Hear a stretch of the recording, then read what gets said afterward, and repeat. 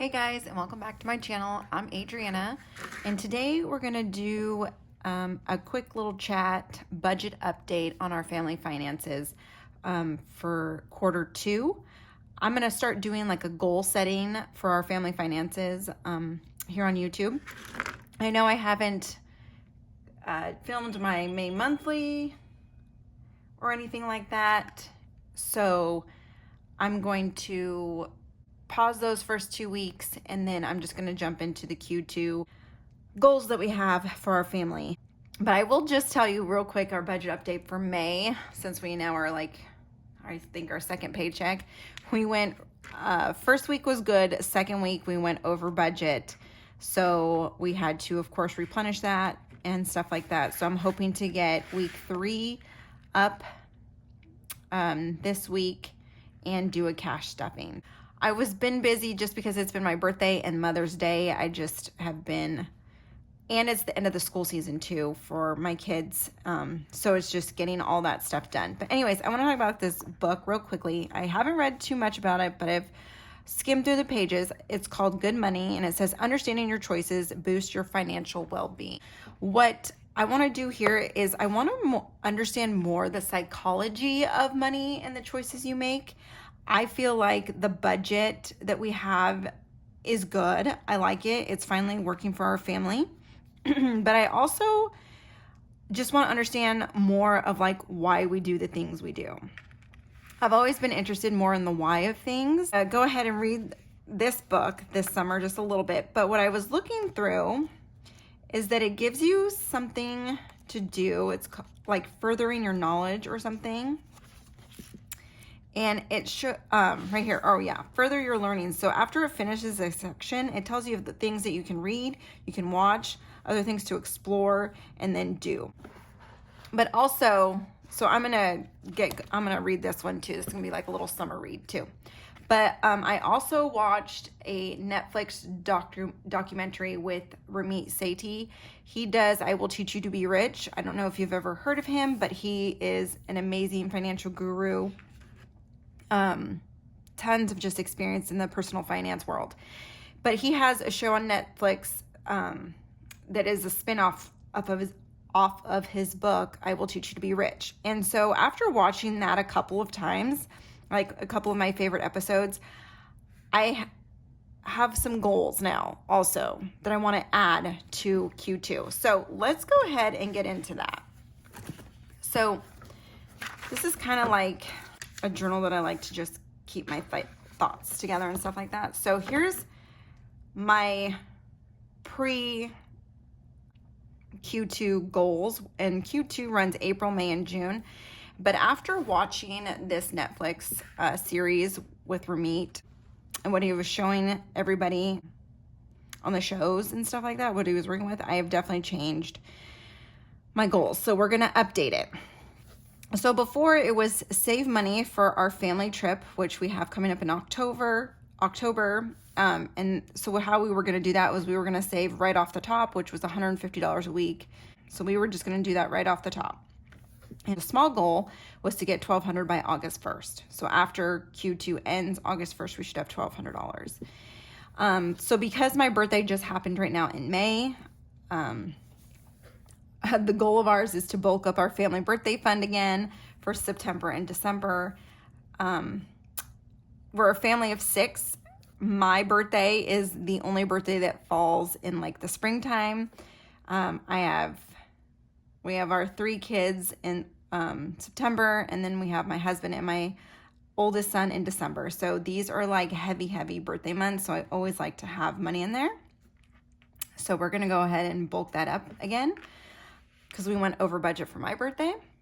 And then the other Q2 goal we had was our summer lake trip to a new place that is not too far from us. And we were hoping to book that for August and book it with cash. So those were our Q2 financial goals. But since I have watched the show, which I highly recommend, I have a new goals. So we are going to update them with our new goals for sure. And these are some of my favorite pens. These are the Papermate Flares. So, you know what? Let's just go ahead and rip this out because I'm gonna, and this will also be in our budget as well, because I want to make sure that, you know, what we're doing in our May budget reflects what our financial goals are for Q2. Okay, so we're gonna say new Q2 goals. And remember that runs April, May, and June. And also another budget update that I kind of want to touch on real quick is actually the whole this and what I'm about to say is the whole reason for this video, but our budget is definitely going to look different going forward, probably in the next 2 weeks, because I'm someone who pays attention to our taxes very, very much. I should probably already be an accountant, but I just choose not to be. But what we do, and this works for our family, this is no financial advice. I'm not a financial advisor, but this is what works best for our family, is because my husband's job is so, I guess, dependent on the weather, or it used to be. He's a little more stable in it now. We like to pay the bulk of our taxes in the summer months when his work is more consistent. But because he has a new job title and everything, his job is definitely different, including income-wise too. So what we like to do, and we're still going to continue to do it, is that in the summer months, we go single and zero on that W-4 form for your paycheck. We go single and zero, so they take out the max amount of taxes. And then we usually go back exempt in the fall, winter months when his job is dependent more on the weather and it can influence his pay. But also, I have talked to our accountant, which I highly recommend that you do, or you pay attention to your taxes, is that we know how much we're going to pay, or not exactly like to the cent, but we have a pretty good idea how much we're going to owe next year. So once we reach that goal, if we reach it before fall, that's amazing. But once we reach that goal of the tax amount for withholdings, we are going to go ahead and go exempt again.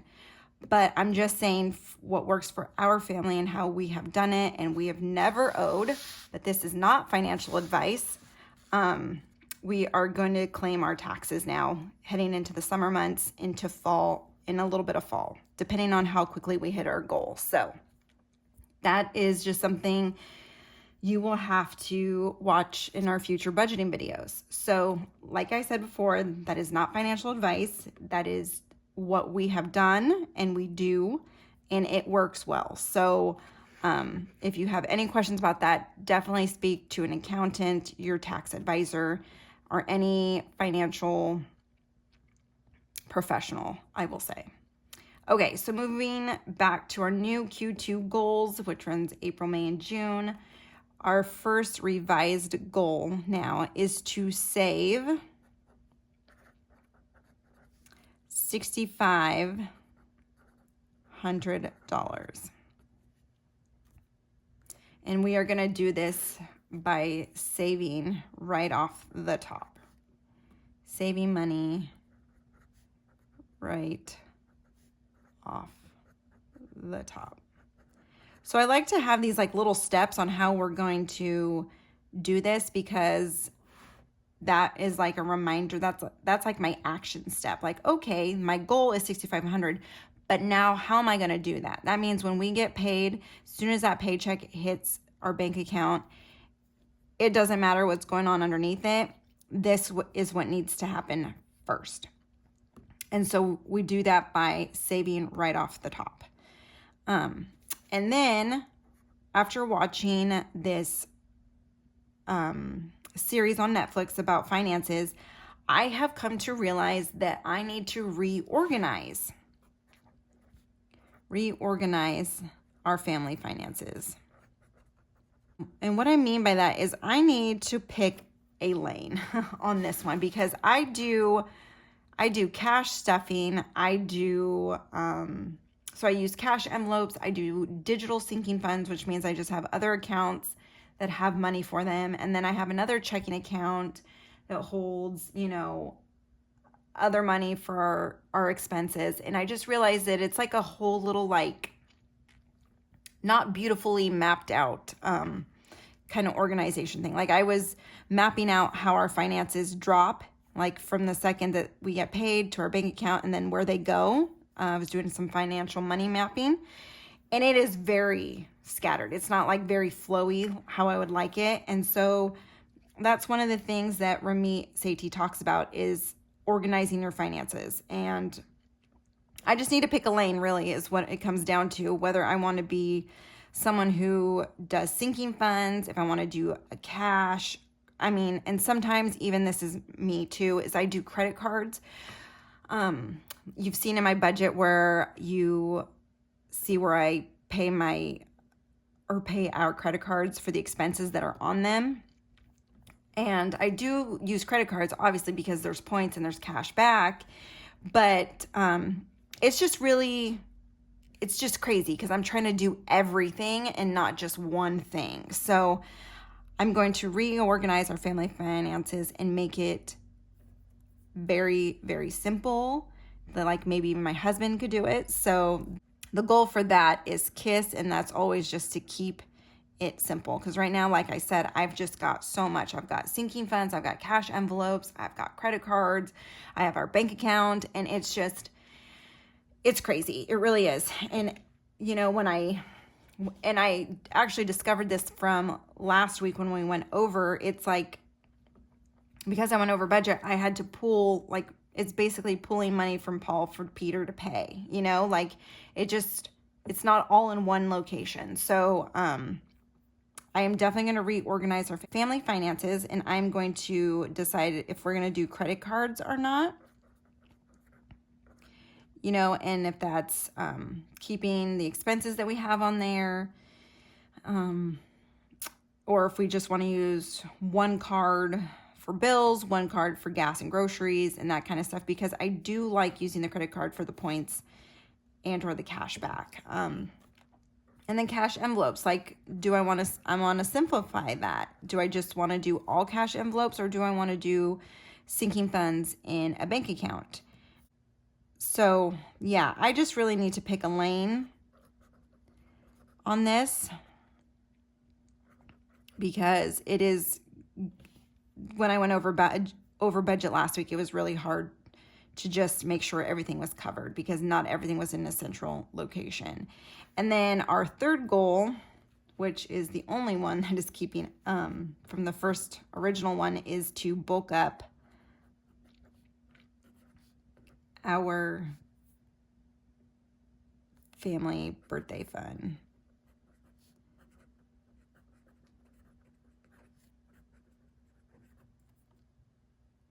And so for that, we're probably going to save just a little bit more. I think we were doing like $20, but I'm going to try and double it and do 40 a week until September.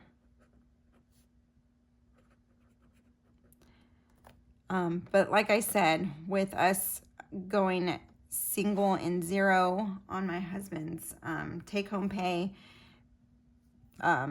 this all could look very different, but this will be our main goal. And then I will hopefully come back and be able to report how we did, like an overview on our goals. So I'm going to write the date so I know when I wrote them. Today's the 15th or 16th, sorry. And I hope everybody had a good Mother's Day, if that is something you celebrate, because mine was amazing with my kids. We stayed home, really good breakfast that they cooked for me, and it was just nice to relax, because during the week I'm just go, go, go with all their school, sports, and just other stuff. So it was nice. Okay, you guys, so that is my little budget talk update, and I guess / little life update as well. So I'm really hoping for the next budget video, it will be up. I'm still trying to figure out as well the posting schedule, trying to get that all situated. I'm definitely gonna do a paycheck setup and a check-in from paycheck 2, and then a cash stuffing. So be on the lookout for that.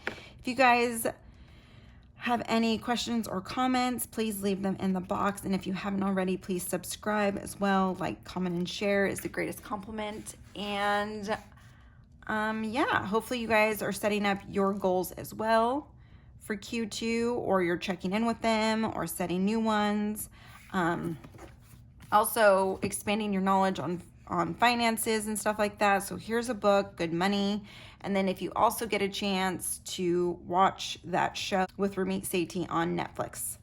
And I will check in with you guys later this week when I do my budget. And we'll see you then. Bye, guys.